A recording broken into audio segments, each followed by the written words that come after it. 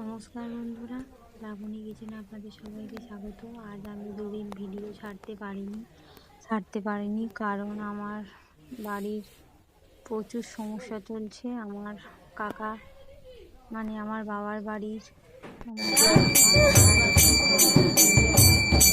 রান্নার ভিডিও ছাড়তে পারিনি।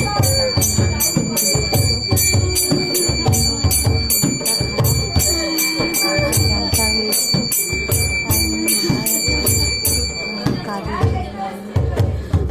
কাকাকে দেখতে এসেছি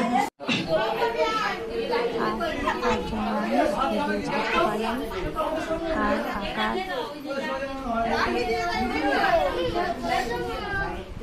আপনারা চাইবেন যে আমার কাকা সবাই যেন ভালোভাবে কমেন্ট করতে পারেন।